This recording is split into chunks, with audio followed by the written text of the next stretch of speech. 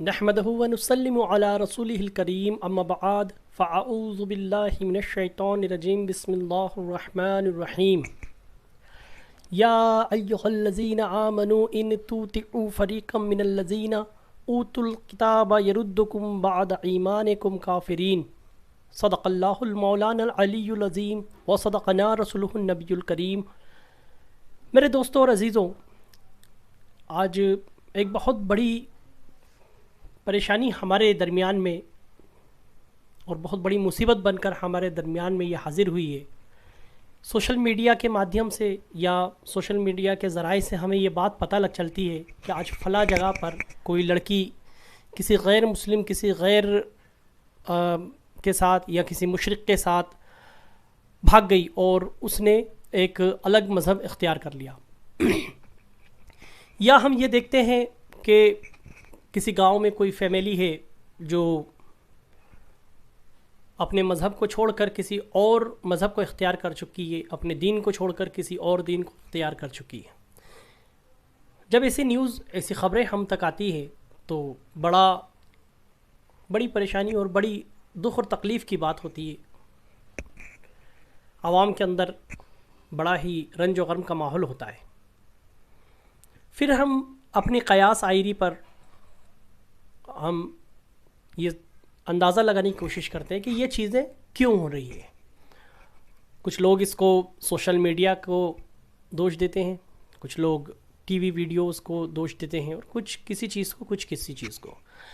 لیکن ایک جو سچی فکر اس بات پر ہونا چاہیے، ہم اس سچی فکر کی طرف اپنے ذہن کو متوجہ نہیں کر پا رہے ہیں کہ آخر یہ ایسا ہو کیوں رہا ہے۔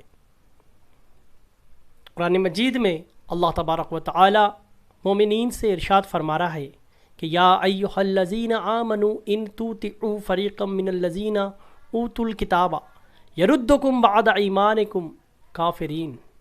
اے لوگوں، اہل کتاب کے کہنے پر نہ چلو۔ اہل کتاب یعنی یہود و نصارہ، ان کے کہے پہ مت چلو کہ وہ نیرے تمہیں کافر کر کر ہی چھوڑیں گے ایمان لانے کے بعد۔ یعنی جب تم ایمان لے آئے ہو، اگر ان کے کہے پر چلو گے تو وہ تمہیں کفر کی حالت میں لا کر ہی چھوڑیں گے۔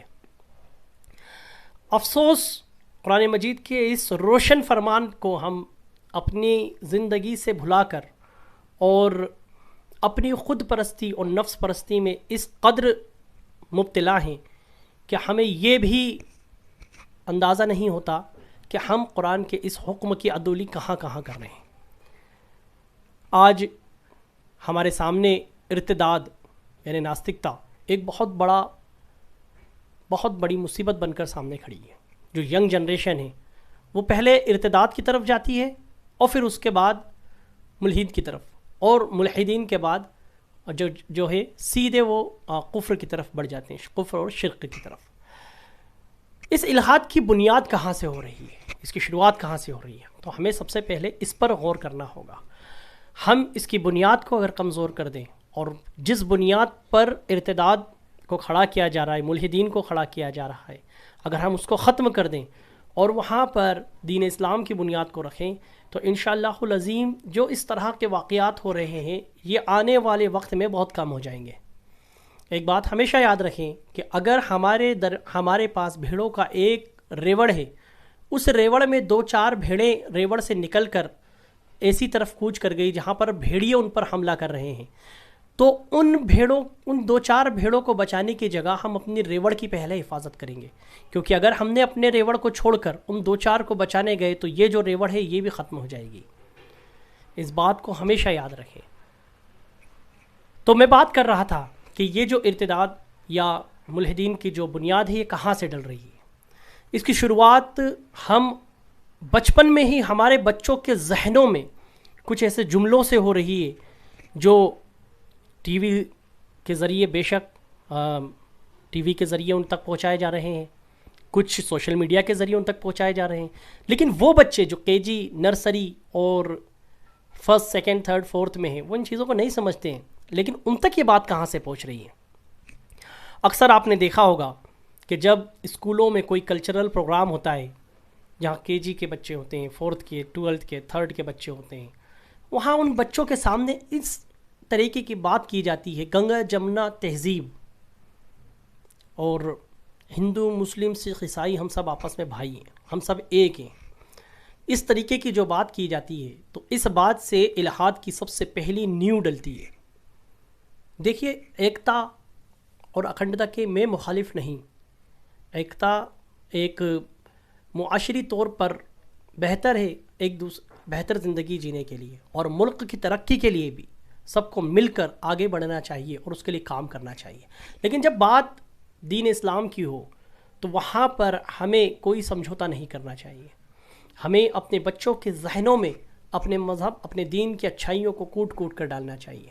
ہوتا کیا ہے کہ جب ایک پہلی کلاس کے بچے کے ذہن میں یہ بات ڈال دی جائے کہ ہندو مسلم سکھ عیسائی یہ سب الگ نہیں، یہ سب ایک ہی ہیں، بچہ دھیرے دھیرے بڑا ہوتا ہے، گرو کرتا ہے، اس وقت تک تو اس کی جو مینٹل کیپیسٹی وہ اتنی مضبوط نہیں ہوتی، لیکن وہاں پر ایک بات اس کے گھر کر جاتی ہے، وہ اس کو اتنا پروسیسنگ نہیں کر سکتا ہے، لیکن وہ بس بڑا ہوتا ہے ایک اس فکر کو لے کے ہم سب ایک ہیں۔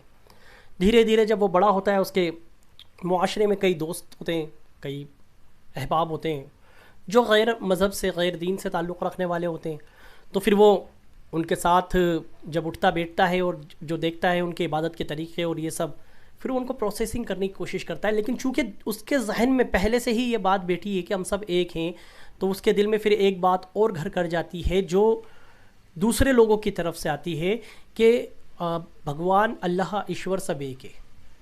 جب یہ بات اس کے ذہن میں گھر کر جاتی ہے تو اس کو ہر چیز میں یہی لگتا ہے کہ نہیں صاحب، یہ جو کر رہا ہے یہ بھی صحیح ہے اور یہ جو کر رہا ہے یہ بھی صحیح ہے۔ پھر وہ قرآن کے اس فرامین کو فراموش کر دیتا ہے کہ لا الہ الا اللہ، نہیں ہے کوئی معبود سوائے اللہ کے۔ وہ اپنے اس قرآن کے فرمان کو فراموش کر کے اور ارتداد کی طرف قدم بڑھا دیتا ہے۔ یہی حال ہمارے ساتھ ہو رہا ہے کہ ہم اپنے بچوں کے ذہنوں میں، جبکہ اسکول ہمارے ہیں، کالجز بھی ہیں ہمارے، وہاں پر آپ کلچرل پروگرام کیجئے، اس کی کوئی منادی نہیں ہے، لیکن کیا کلچرل پروگرام میں ہم اپنے بچوں کو جب تک یہ ذہن میں نہ ڈال دیں کہ ہندو مسلم سکھ عیسائی سب ایک ہے، ایشور بھگوان کوئی الگ نہیں، سب ایک ہے، تب تک کیا آپ کے کلچرل پروگرام نہیں ہو سکتے؟ آپ ان کلچرل کا مطلب کیا ہوتا ہے؟ آپ کا کلچر کیا ہے؟ What is your culture? This is the cultural programme, کہ آپ کا کلچر کیا ہے یہ دکھایا جائے۔ آپ بچوں کو ناچنا سکھا رہے ہیں، مجرے سکھا رہے ہیں۔ میں نے خود دیکھا ہے کہ ہمارے معاشرے میں کئی اسکول ہیں، ہمارے آزاد نگر میں کئی اسکول ہیں جہاں پر کلچرل پروگرام کے آڑ میں آپ خود دیکھیں کہ کیا ہو رہا ہے، اس طریقے سے مجرے سکھائے جا رہے ہیں۔ یہ تو میں نے ایک چھوٹی سی کلپ ہی آپ کو دکھائی ہے اور ایک اسکول کی دکھائی ہے، ایسے کئی اسکولز موجود ہیں جہاں پر اور بھی زیادہ بے حیائی کے طریقے سے ان کو یہ چیزیں دکھائی جا رہی۔ جب بچپن میں ان کے ذہنوں میں یہ چیزیں گھر کر جائیں گی کہ یہ چیزیں بہت اچھی ہیں، تو وہ بڑے ہو کر بھی یہی سوچے گا کہ نہیں یہی چیز بہتر ہے، باقی سب چیزیں جو ڈھونگ ڈھکوسلا ہے معاذ اللہ، اور پھر وہ دین اسلام سے دور ہونا شروع ہوتا ہے اور پھر وہ الحاد کی طرف جاتا ہے اور پھر اس کے بعد مرتد کی طرف۔ اسی فکر کو قرآن مجید کی سورہ آل عمران کی جس آیت کا میں نے تلاوت کیا اور ترجمہ کیا، یہ فکر قرآن مجید نے آپ کو آج سے 1400 سال پہلے دے چکا، جسے آج ہم فراموش کر بیٹھے ہیں۔ میرے عزیزوں، اپنے بچوں پہ نظر رکھیں، ان کے کلچرل ایکٹیویٹیز پہ نظر رکھیں، ان کے دوست و احباب پہ نظر رکھیں، ان کے موبائلز پہ نظر رکھیں۔ ابھی وہ کم عمر میں ہیں، وہ ابھی بلوغت تک نہیں پہنچے ہیں، ان کا دماغ وہ چیزیں پروسیس نہیں کر سکتا ہے جو حقیقت ہے، وہ خدا کی وحدانیت کو سمجھنے کے ابھی قابل نہیں ہے، لیکن ان کے دلوں میں یہ چیز ڈالی جا سکتی ہے کہ وہ ایک خدا کے ماننے والے ہیں۔ جب یہ بات سچے خدا کے جس نے اس کو پیدا کیا، نہ کہ اس معبود کے جس کو اس نے اپنے ہاتھوں سے بنایا ہو، بڑا فرق ہوتا ہے۔ ایک ہوتا ہے کریشن اور ایک ہوتا ہے کریٹر۔ کریٹر وہ ہے جس نے تمام کائنات کو پیدا فرمایا، اور اسلام صرف اس چیز کی اجازت دیتا ہے کہ آپ اپنے کریٹر کی عبادت کرو، اور کریشن وہ ہوتی ہے جو بنائی جاتی ہے۔ اب لوگوں نے اپنے ہاتھ سے بت بنا لیے ہیں اور ان کی پوجا کر رہے ہیں، اور وہ سمجھ رہے ہیں کہ ہم اپنے خداؤں کی، تم اپنے خداؤں کی نہیں اپنی کریشن کی پوجا کر رہے ہو۔ یہ بات جب ہمارے بچوں کے ذہنوں میں ہوگی تو انشاءاللہ العظیم آنے والی نسلوں کے اندر یہ برائی ختم ہو جائے گی۔ اور یاد رکھیں، میں ایک بہت ہی اچھا آپ کو ایک حکمت انگیز واقعہ جو حضور علیہ الصلوۃ والسلام کے زمانے میں رود دواں ہوا تھا، میں آپ کے سامنے پیش کرنا چاہتا ہوں. مدینہ منورہ میں انصاروں کے 2 بڑے قبیلے تھے، قبیلہ اوس اور قبیلہ خزرج.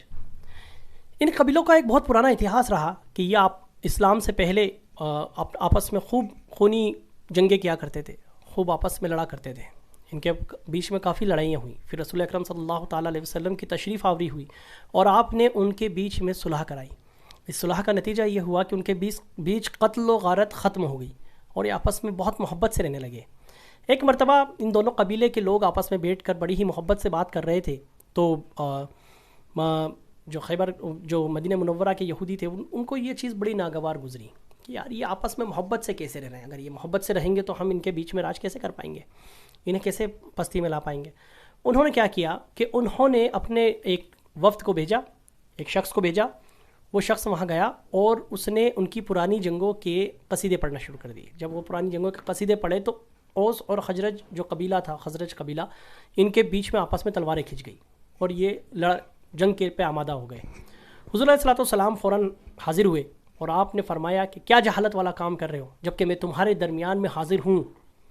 اتنا سننا تھا کہ تمام قبیلے والوں نے اپنی تلواریں پھینکی اور ایک دوسرے کے گلے لگے اور رونے لگے. میرے عزیزوں، اس واقعے سے 1400 سال پہلے ہو چکے اس واقعے سے ہمیں بہت سی چیزیں سیکھنے کو ملتی ہیں. نمبر 1، آپس میں محبت سے رہنا یہ صحابہ اکرام کا عمل رہا ہے. حضور علیہ الصلوۃ والسلام کی جو آپس میں محبت سے رہنا حضور علیہ الصلوۃ والسلام کی تعلیمات کا حصہ ہے. نمبر 2، تمہیں پچھلی لڑائیوں کو دکھا کر لڑانا یہ یہودیوں کا کام ہے. آج اگر تمہارے بیچ میں کوئی شخص آئے اور صحابہ اکرام کے آپسی معاملات کو پیش کر کے تمہیں لڑائے، آپ سمجھ جاؤ یہ یہودی ہے، فوراً اس سے دور ہٹ جاؤ. نمبر 3، 2 آپس میں لڑنے والے مسلمانوں کو صلح کروانا یہ حضور علیہ الصلوۃ والسلام کی سنت مبارکہ ہے. یہ 3 اہم ہمیں نقطے ملتے ہیں. لیکن ایک سب سے اہم نقطہ جس کی طرف میں آج آپ کو توجہ دلانا چاہتا ہوں وہ یہ ہے کہ مشرقین اور کفار کے کہنے پر اگر تم چلے تو آپس میں لڑ بھڑ کر مر جاؤ گے. یہود و نصارہ اور مشرک یہ لوگ تمہیں صرف لڑتا ہوا دیکھنا چاہتے ہیں. یہ کبھی نہیں چاہتے کہ تم ایک ساتھ بیٹھو اور تمہارے اندر وحدانیت اور رسالت کی محبت پرورش پائے. جب بھی ایسا کچھ ہونا لگے گا تو وہ تمہیں آپس میں لڑا دیں گے یا وہ خود تم سے لڑیں گے. وہ تو یہی چاہیں گے کہ تم ان کے کہنے پہ چلو. تبھی تو نئی نئی چیزیں لے کر آتے ہیں کہ آپ سوریہ نمسکار کرو. دس از ناٹ یور کلچر، یہ تمہارا کلچر ہے، تم کرو. یہ آپشنل ہونا چاہیے، نہ کہ یہ کہ آپ کے اوپر بندش لگائی جائے.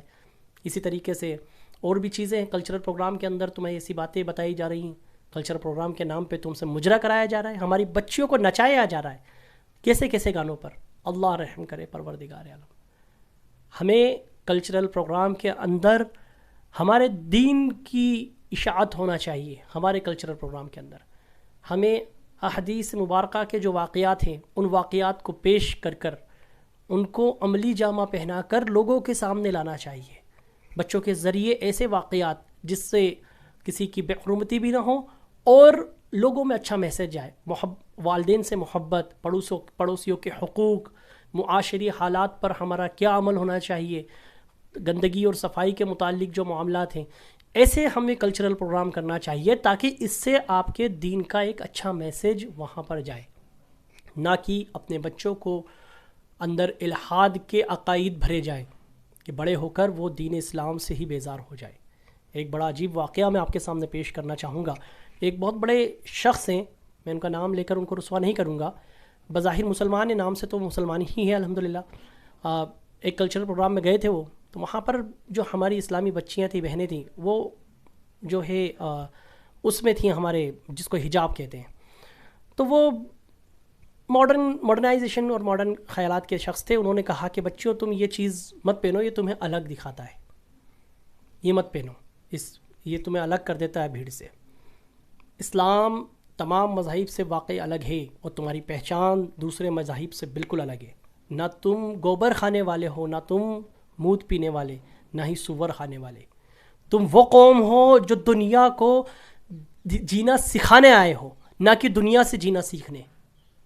اگر تم نے داڑھی رکھی ہے تو یہ تمہاری پہچان ہے، تمہارے مذہب کی پہچان، تمہارے دین کی پہچان. جب یہ داڑھی رکھ کر تم کوئی نیک کام کرو گے تو تمہارے دین کی طرف یہ بات جائے گی کہ دیکھو تمہارا ان کا مذہب کتنا اچھا ہے، کتنی اچھی تعلیمات دیتا ہے. کوئی بچی اگر نقاب کے اندر ہوگی اور وہ کوئی اچھے عہدے پر پہنچے گی اور اسی میں رہ کر کام کرے گی تو یہ دین مذہب اور اسلام کے آئین کے بالکل عین مطابق ہے، نہ کہ اس کے مخالف. تو میرے عزیز و دوستوں، اپنے معاشرے میں ہو رہے کلچرل پروگرام، اسکولوں کی ایکٹیویٹیز، تمہارے کالجز کی ایکٹیویٹیز، ان پر نظر رکھو. ان میں اگر ایسی کوئی چیز ہمارے اسکول میں، یہ نہیں کہہ رہا ہوں کہ کسی دیگر اسکول میں، ہمارے جو محلوں کے اسکول ہیں جہاں پر پرائمری ایجوکیشن ہمارے بچے پا رہے ہیں، وہاں نظر رکھو ارتداد کے اس طریقے کے کوئی خیالات ان کے ذہنیت میں نہ ڈالے جا رہے ہوں. اس پہ نظر رکھیں تاکہ آنے والی نسلیں تمہاری مخلص مسلم ہو کر پیدا ہوں. وما علینا الا البلاغ. السلام علیکم ورحمۃ اللہ وبرکاتہ.